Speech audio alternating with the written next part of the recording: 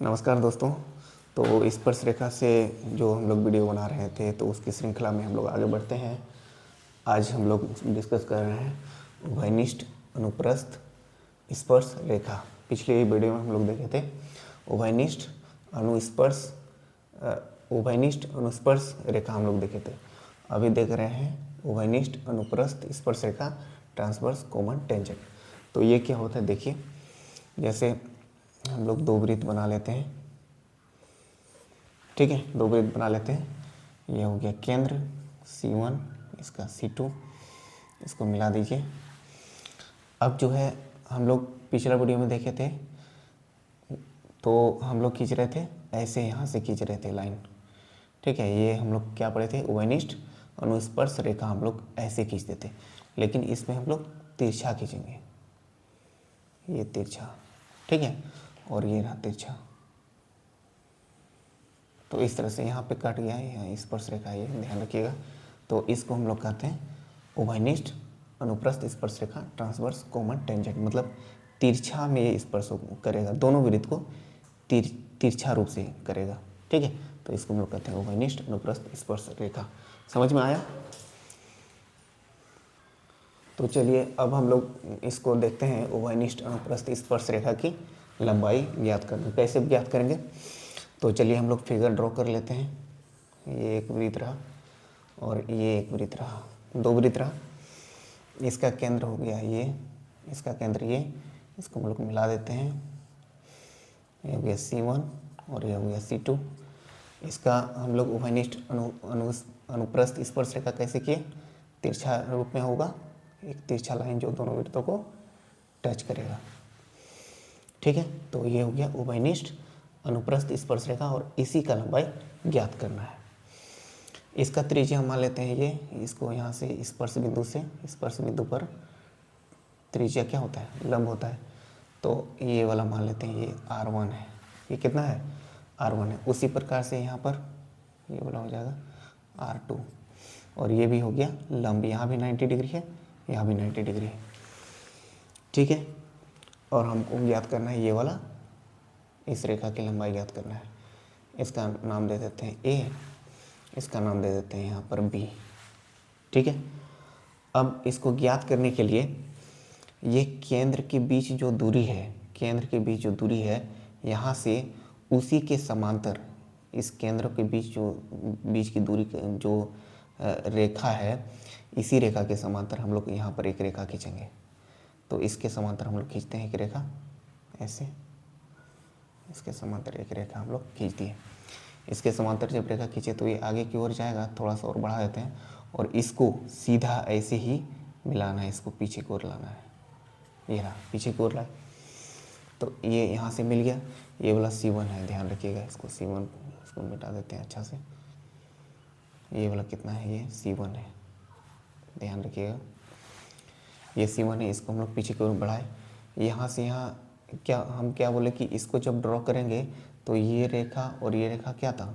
समांतर था, ठीक है। जब ये समांतर है तो समांतर रेखा के बीच क्या है? दूरी समान होगा। ये दूरी और ये दूरी क्या होगा? समान होगा। दो समांतर रेखाओं के बीच की दूरी समान होता है। तो ये R2, ये यहाँ से यहाँ तक R2 है, तो यहाँ से यहाँ तक भी क्या हो जाएगा? R2 हो जाएगा। तो इतना बात समझ में आ गया। ये वाला R2 है तो यहाँ भी कितना हो जाएगा? R2। और यहाँ से केंद्र के बीच दूरी कितना था? केंद्र के बीच दूरी कितना है? केंद्र के बीच दूरी मान लेते हैं D है। केंद्र के बीच दूरी कितना है? D है। तो ये और ये क्या है? बराबर होगा, क्योंकि ये और ये भी बराबर है और ये समांतर था, तो ये दोनों भी बराबर हो जाएगा। तो ये भी हो जाएगा D। ये भी कितना हो जाएगा? D हो जाएगा, ठीक है। अब यहाँ पर ये वाला है, ये त्रिज्या है और ये स्पर्श रेखा है। तो स्पर्श रेखा, स्पर्श बिंदु पर त्रिज्या क्या होता है? लंब होता है। तो ये होगा, ये वो कितना होगा? 90 डिग्री होगा। ये कितना होगा? 90 डिग्री होगा, ठीक है। समझ में आ गया? ये हो गया 90 डिग्री। अब ये A था, ये B है, इसका नाम दे देते हैं, इसका नाम D रख देते हैं। इसका नाम क्या रख देते हैं? D रख देते हैं। अब एक समकोण त्रिभुज बन चुका है ADB, समकोण त्रिभुज ADB में, ADB में ADB में ये 90 डिग्री है, तो ये वाला हो गया कर्ण, ये वाला क्या हो गया कर्ण, तो हो गया BD का स्क्वायर। पाइथागोरस प्रमेय लगाते हैं, पाइथागोरस प्रमेय में क्या होता है, कर्ण स्क्वायर बराबर आधार स्क्वायर जोड़ लंब का स्क्वायर। तो ये कर्ण हो गया, तो कर्ण हो गया DB का स्क्वायर बराबर ये हो जाएगा, इस त्रिभुज मिले रहे, ध्यान रखिएगा, ये त्रिभुज ADB, इस त्रिभुज मिले रहे ADB में, तो ये हो गया कर्ण हो गया, तो कर्ण DB का स्क्वायर बराबर ये वाला मान लेते हैं ये लंब है, तो AD का स्क्वायर और प्लस ये वाला क्या हो गया, इसको मान लेते हैं आधार AB, ये हो गया AB का स्क्वायर।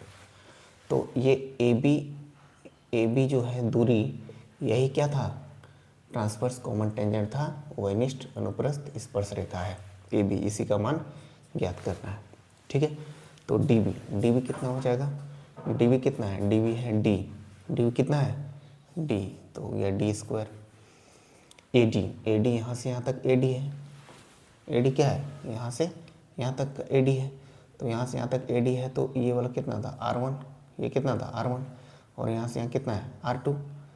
फिर से यहाँ समझ लीजिए AD बराबर क्या हो जाएगा, AD यहाँ से C1 और C1D, तो R1 प्लस R2, AD कितना हो गया R1 प्लस R2, तो AD का मान यहाँ रख देते हैं R1 प्लस R2 का होल स्क्वायर और प्लस AB जो दूरी है इसी का यही तो निकालना है, इसको इधर ले आएंगे तो हो जाएगा D स्क्वायर, प्लस है तो माइनस R1 प्लस R2 का होल स्क्वायर बराबर AB स्क्वायर। स्क्वायर हटेगा तो अंडर रूट लग जाएगा, तो under root D square minus R1 plus R2 का होल स्क्वायर बराबर AB, और यही AB क्या है, उभयनिष्ठ अनुप्रस्थ स्पर्श रेखा है। तो यही है सूत्र, इसको आप लोग याद कर सकते हैं, ये सूत्र है, इसको आप लोग याद रख सकते हैं। तो उभयनिष्ठ अनुप्रस्थ स्पर्श रेखा की लंबाई कैसे निकालेंगे, under root D square minus R1 plus R2 का होल स्क्वायर, जहाँ D क्या है केंद्रों के बीच दूरी, यहाँ लिख देते हैं D क्या है, दो वृत्त के केंद्र के बीच दूरी, केंद्र के बीच क्या है दूरी है। और ये R1 R2 क्या था, R1 क्या था, ये वृत्त की त्रिज्या, वृत्त की त्रिज्या है, कौन सा वृत्त, ये बड़ा वृत्त, तो यहाँ बड़ा वृत्त भी लिख सकते हैं। और R2 क्या है, R2 क्या है, ये वाला छोटा वृत्त, छोटा वृत्त की त्रिज्या।